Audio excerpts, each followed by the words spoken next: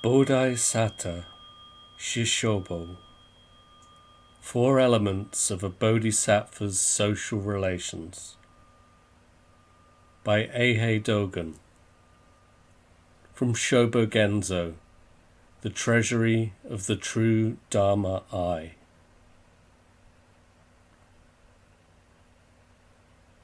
First is free giving. Second is kind speech. Third is helpful conduct. Fourth is cooperation. Free giving means not being greedy. Not being greedy means not coveting. Not coveting means, in everyday language, not courting favour. Even if we rule the 4 continents, if we want to bestow the teaching of the right truth, we simply must not be greedy. That might mean, for example, donating treasures that are to be thrown away to people we do not know. When we offer flowers from distant mountains to the Tathagata, and when we donate treasures accumulated in our past life to living beings, whether the gift is Dharma or material objects, in each case we are originally endowed with the virtue that accompanies free giving. There is a Buddhist principle that even if things are not our own, this does not hinder our free giving. And a gift is not to be hated for its small value, but its effect should be real. When we leave the truth to the truth, we attain the truth. When we attain the truth inevitably continues to be left to the truth. When possessions are left to be possessions, possessions inevitably turn into gifts. We give ourselves to ourselves, and we give the external world to the external world. The direct and indirect influences of this giving pervade far into the heavens above and through the human world, even reaching the wise and the sacred who have experienced the effect. The reason is that in becoming giver and receiver, the subject and object of giving are connected. This is why the Buddha says, when a person who gives comes into an assembly, others admire that person from the beginning. Remember, the mind of such a person is tacitly understood. So, we should freely give even a single word or a single verse of Dharma, and it will become a good seed in this life and in other lives. We should freely give even a single penny or a single grass stalk of alms, and it will sprout a good root in this age and in other ages. Dharma can be a treasure, and material gifts can be Dharma. It may depend upon people's hopes and pleasures. Truly, the gift of a beard can regulate a person's mind, and the service of sand can gain a throne. Such givers covet no reward, but just share according to their ability. To provide a boat or to build a bridge are free giving as the dana paramita. When we learn giving well, both receiving the body and giving up the body are free giving. Earning a living and doing productive work are originally nothing other than free giving. Leaving flowers to the wind and leaving birds to time may also be the meritorious conduct of free giving. Both givers and receivers should thoroughly learn the truth, which certifies that great King Ashoka's being able to serve half a mango as an offering for hundreds of monks is a wide and great service of offerings. We should not only muster the energy of our body, but should also take care not to overlook suitable opportunities. Truly, it is because we are originally equipped with the virtue of free giving that we have received ourselves as we are now. The Buddha says, "It is possible to receive and to use giving, even if the object is oneself, and it is all the easier to give to parents, wives, and children." Clearly, to practice it by oneself is one kind of free giving, and to give up to parents, wives, and children may also be free giving. When we can give up even one speck of dust for free giving, though it is our own act, we will quietly rejoice in it, because we will already have received the authentic transmission of one of the virtues of the Buddhas, and because for the first time we will be practicing one of the methods of a bodhisattva. What is hard to change is the mind of living beings, after which we resolve to change them until they attain the truth. At the outset, we should always make use of free giving. This is why the first of the 6 paramitas is the dana paramita. The bigness or smallness of mind is beyond measurement, and the bigness or smallness of things is also beyond measurement. But there are times when mind changes things, and there is free giving, in which things change mind. Kind speech means, when meeting living beings, first of all, to feel compassion for them, and to offer caring and loving words. Broadly, it is there being no rude or bad words. In secular societies, there are polite customs of asking others if they are well. In Buddhism, there are the words, "Take good care of yourself," and there is the disciples' greeting, "How are you?" Speaking with the feeling of compassion for living beings, as if they were babies, is kind speech. We should praise those who have virtue, and should pity those who lack virtue. Through love of kind speech is gradually nurtured. Thus, Kind speech, which is ordinarily neither recognized nor experienced, manifests itself before us.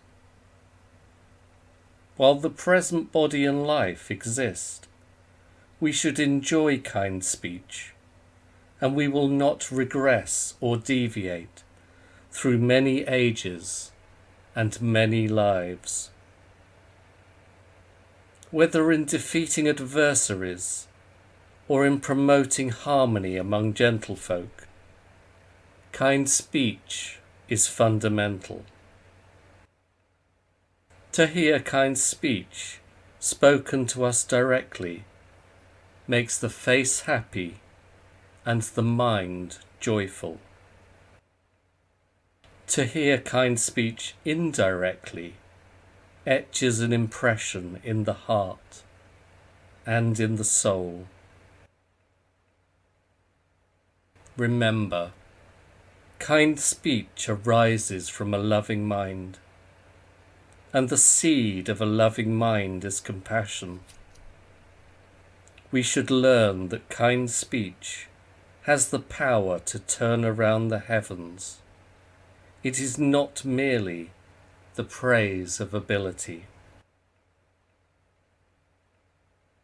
Helpful conduct means utilizing skillful means to benefit living beings, high or low. For example, by looking into the distant and near future and employing expedient methods to benefit them. People have taken pity on stricken turtles and taken care of sick sparrows. When they saw the stricken turtle and the sick sparrow, they did not seek any reward from the turtle and the sparrow. They were motivated solely by helpful conduct itself. Stupid people think that if we put the benefit of others first, our own benefit will be eliminated. This is not true. Helpful conduct is the whole Dharma. It universally benefits self and others. The man of the past who bound his hair 3 times in the course of one bath, and who spat out his food 3 times in the course of one meal, solely had a mind to help others. There was never a question that he might not teach them just because they were the people of a foreign land. So, we should benefit friends and foes equally, and we should benefit ourselves and others alike. If we realize this state of mind, the truth that helpful conduct naturally neither regresses nor deviates will be helpfully enacted even in grass, trees, wind, and water. We should solely endeavour to save the foolish.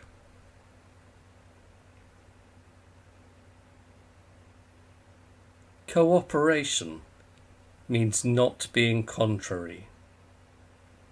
It is not being contrary to oneself and not being contrary to others.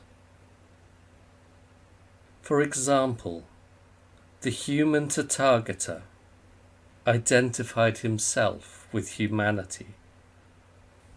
Judging from this identification with the human world, we can suppose that he might identify himself with other worlds.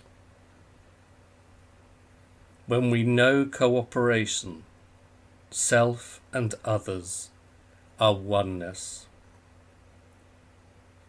The proverbial harps, poems, and sake make friends with people, make friends with celestial gods, and make friends with earthly spirits.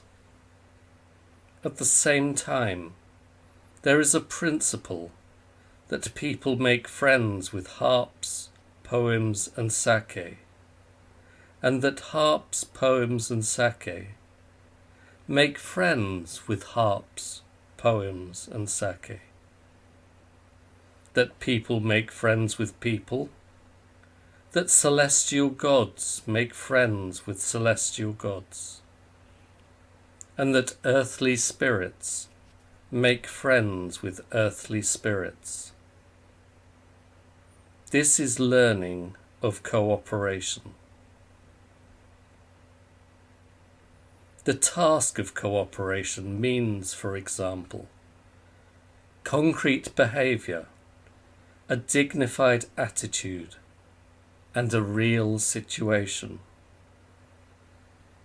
There may be a principle of, after letting others identify with us, then letting ourselves identify with others. The relations between self and others are, depending on the occasion, without limit. Kanchi says, "The sea does not refuse water. Therefore, it is able to realize its greatness. Mountains do not refuse earth. Therefore, they are able to realize their height. Enlightened rulers do not hate people. Therefore, they are able to realize a large following."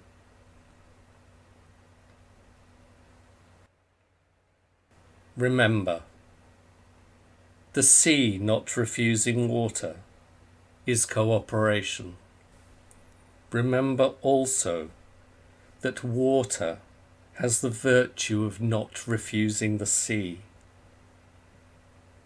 For this reason, it is possible for water to come together to form the sea, and for the earth to pile up to form mountains.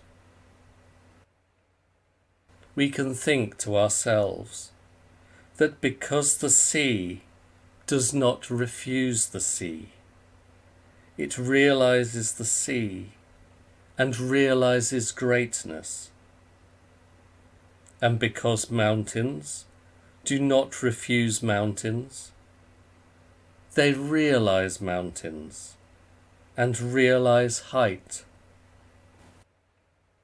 Because enlightened rulers do not hate people, they realize a large following.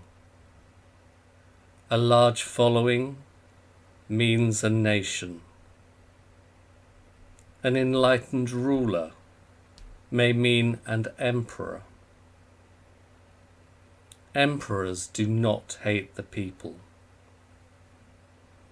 They do not hate the people, but that does not mean there is no reward and punishment. Even if there is reward and punishment, there is no hatred for the people. In ancient times, when people were unaffected, nations were without reward and punishment, at least inasmuch as the reward and punishment of those days were different from those of today. Even today, there may be people who seek the truth with no expectation of reward. But this is beyond the thinking of stupid men. Because enlightened rulers are enlightened, they do not hate people. Although people always have the will to form a nation and to find an enlightened ruler, few completely understand the truth of an enlightened ruler, being an enlightened ruler. Therefore, they are glad simply not to be hated by the enlightened ruler, while never recognizing that they themselves do not hate the enlightened ruler. Thus the truth of cooperation exists both for enlightened rulers and for ignorant people, and this is why cooperation is the conduct and the vow of a bodhisattva. We should face all things only with gentle faces. Because these four elements of sociability are each equipped with four elements of sociability, they may be 16 elements of sociability.